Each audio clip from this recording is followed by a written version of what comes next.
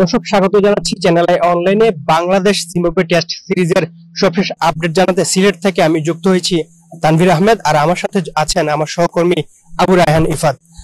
আজকে বাংলাদেশ বৃষ্টি বিঘ্নিত দিনে বাংলাদেশ দল ব্যাটিং এ মোটামুটি ভালোই করেছে বলা যায়। টার্গেট পেয়েছে 112 রানের। এই নিয়ে আমি কথা বললাম আমার সহকর্মীর সাথে। আজকে তো বাংলাদেশ আজকে বাংলাদেশ জিম্বাবুয়ে যে মাঠের খেলাটা, সেই খেলাটা বলার আগে বলতে হবে যে আজকে খেলেছে প্রকৃতি। আপনি দেখেন আজকে প্রথম সেশনটা টোটালি বেঁচে গেছে বৃষ্টির কারণে, আর সেকেন্ড সেশনটা ঠিকঠাক মতো হয়েছে। তৃতীয় সেশনে আবার আলোক স্বল্পতা দেখা দিয়েছে। খেলা শেষ হওয়ার কথা ছিল 6টার দিকে, কিন্তু সেই খেলাটা আপনার 4:45টায় বন্ধ করে দিতে হয়েছে। পরবর্তীতে 21 মিনিট অপেক্ষা করেছিলেন আম্পায়াররা, কিন্তু পারেননি খেলার কন্টিনিউ করতে, সেখানেই শেষ করতে হয়েছে। তো ওভারঅল ব্যাটিং এর কথা যদি বলি, বাংলাদেশ গতকালকে 57 রান তুলেছিল 1 উইকেটে। আজকে শুরুটা ভালো হতে পারতো আরো। মাহমুদুল হাসান জয়, যিনি গতকালকে 2বার জীবন পেয়েছিলেন, আজকে এসে ম্যাচের শুরুতে একবার জীবন পেয়েছিলেন। আবারও তারপরও কি কারণে যেন বলটা এইভাবে ক্যাচ দিয়ে আসলেন, সেটা আসলে বোধগম্য নয়। সেখানে তিনি একজন ওপেনার হিসেবে যে দায়িত্ব ছিল, তার পরিচয় দেওয়া দরকার ছিল, সেটা দিতে পারেননি। সে কারণেই বাংলাদেশের ওপেনিং এর শুরুর দিকে একটু ভুগতে হয়েছে। মমিনুল আর শান্ত কিন্তু দারুণ শুরু করেছিলেন, দুইজনে 65 রানের একটা জুটি করেছিলেন, ভালো করেছিলেন বা এগিয়ে নিয়েছিলেন। কিন্তু মমিনুল আজকে 50 পেতে পারতেন, 3 রান আগে আউট হয়ে ফিরে গেছেন। কিন্তু মুশফিকুর রহিমের কথা কি বলবো, আমি মুশফিকের কথা বলতে চাচ্ছি। মুশফিক প্রায় লাস্ট 12 ইনিংসে 50 কোনো দেখা নেই, সবশেষ এভারেজই হচ্ছে 12। এই মুশফিকের পারফরমেন্স নিয়ে আপনি কি বলবেন? মুশফিকের পারফরমেন্স আমি যদি প্রথম ইনিংসের সাথে দ্বিতীয় ইনিংস তুলনা করতে বলতে, তাহলে বলবো যে একটু উন্নতি হয়েছে। সেক্ষেত্রে হচ্ছে যে প্রথম ইনিংসে 18 বলে মুশফিকুর রহিম আর 18 বলে 4 রান করেছিলেন। দ্বিতীয় ইনিংস 2 বল বেশি খেলতে পেরেছেন, মানে 2 বল বেশি খেলে 4 রানে আউট হয়ে গেছেন। কিন্তু মুশফিকুর রহিমের মতো একজন অভিজ্ঞ ক্রিকেটার, যিনি 17-18 বছর ধরে বাংলাদেশকে ন্যাশনাল টিমে সার্ভিস দিচ্ছেন, তিনি যদি এরকম দায়িত্বহীনতার মতো, যেমন আজকে যে বলটা আনইভেন বাউন্সি, একটু বাউন্সি বল ছিল, তিনি চাইলে বলটা ছেড়ে দিতে পারতেন, কিন্তু তিনি তা করেননি। তিনি বলটা নিজেই ধরে নিয়ে বলটা লাগাই দিচ্ছেন বলের মধ্যে ব্যাটটা, সেখানে হচ্ছে যে ক্যাচ দিয়ে আসলেন, নিজে উইকেটটা বিলিয়ে দিয়ে আসেন।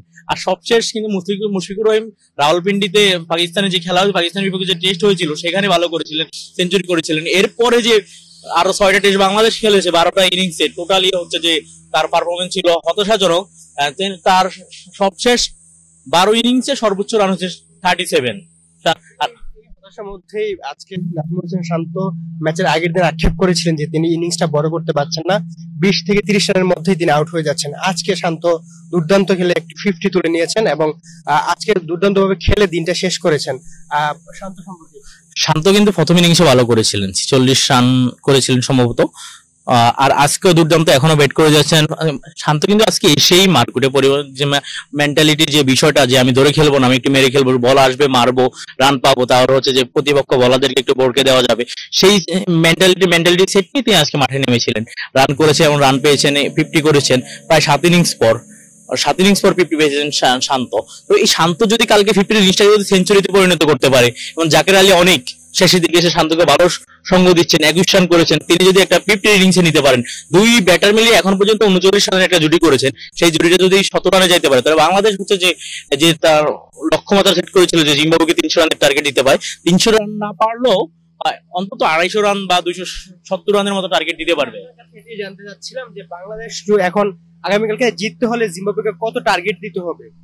যেহেতু সিলেটে খেলা, সিলেটের উইকেটটা হচ্ছে স্পোর্টি উইকেট, সেখানে পেসাররা ভালো সুবিধা পাচ্ছেন। বাংলাদেশের স্পিনাররাও ভালো করছেন। প্রথম ইনিংস কিন্তু মিরাজে ভালো করছেন, কিন্তু চতুর্থ ইনিংস সিলেটের উইকেটে অ্যাটলিস্ট 250 আমরা সেভ বলতে পারি না। আপনাকে জিততে হলে 260, 70 বা 280, 300 হলে আমরা মোটামুটি সেফ জোনে থাকবো। যে চতুর্থ ইনিংসে 300 রান নেওয়াটা হচ্ছে যে আসলে অনেক টাফ।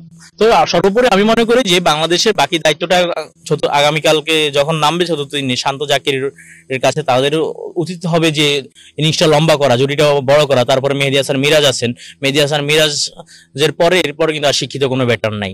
তাইজুল ইসলাম তিনি ব্যাট করতে পারেন, ক্রিজে থাকতে পারেন, বাট তার কাছ থেকে আসলে বিষয়টা আশা করাটা আমাদের আসলে উচিত হবে না, কারণ তিনি একজন বলার স্পিন স্পেশালিস্ট। সর্বোপরি সবকিছু হচ্ছে শান্ত জাকিরের উপর, তারপর মেহেদী হাসান মিরাজ নিজে জাতীয় দলটা যদি সামলাতে পারেন তাহলে আশা করি বাংলাদেশ ভালো কিছু করবে এবং সুবিধাজনক স্থানে থাকবে।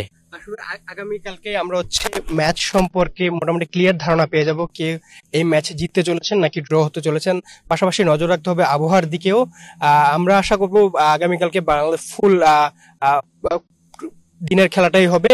এখন পর্যন্ত আমাদের কাছে এই ছিল আপডেট। আমরা আগামী দিন আবারও ম্যাচ শেষে আপনাদের কাছে, দিনের শেষে আপনাদের কাছে সবশেষ আপডেট নিয়ে হাজির হব। ওয়ালটন আবারও মিলিনিয়ার অফারে ওয়ালটন ফ্রিজ কিনে আপনিও হয়ে যেতে পারেন মিলিয়নিয়ার।